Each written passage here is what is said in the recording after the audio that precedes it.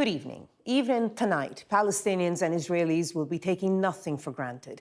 But if there are no last-minute hitches, a ceasefire in Gaza is now just 8.5 hours away.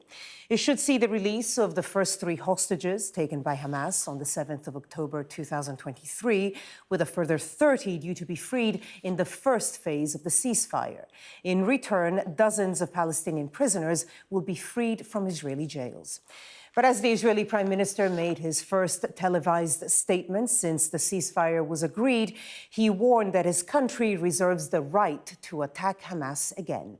Our first report tonight is from our international correspondent, Alex Rossi, and just a warning that it does contain images of bodies in body bags. Whilst they wait for the ceasefire, the bombing has been relentless. This is the aftermath of an attack in southern Gaza, where the displaced had been living in tents. They thought this was a safe area, but the war still came, killing and causing casualties.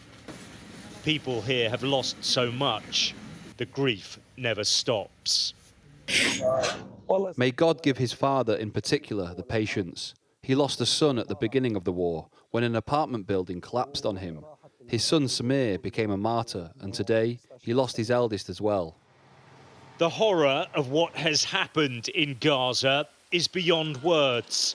Tens of thousands of people have been killed in this war. Whole neighborhoods have been obliterated. The skyline is scarred with broken buildings from the endless fighting.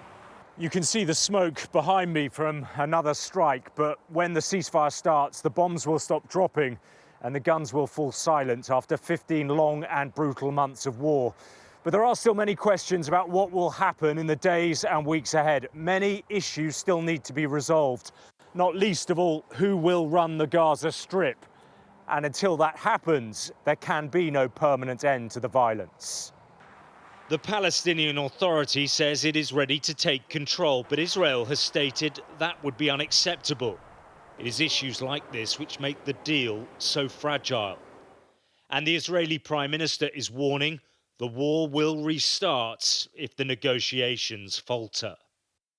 If we need to resume combat, we will do so in new ways, and we will do so with tremendous force. During the negotiations, I set some basic principles, some ground rules. The first principle is maintaining the ability to resume fighting in case it's necessary. In Hostages Square in Tel Aviv, where they've held weekly protests, they staged yet another rally. People are worried that the deal may still crumble. Shai Moses' uncle, Gadi, was kidnapped on October the 7th. He hopes they will be reunited soon. If we understand correctly, Gadi is supposed to be released on the 3rd or the 4th week of this phase. We hope very much he's still alive.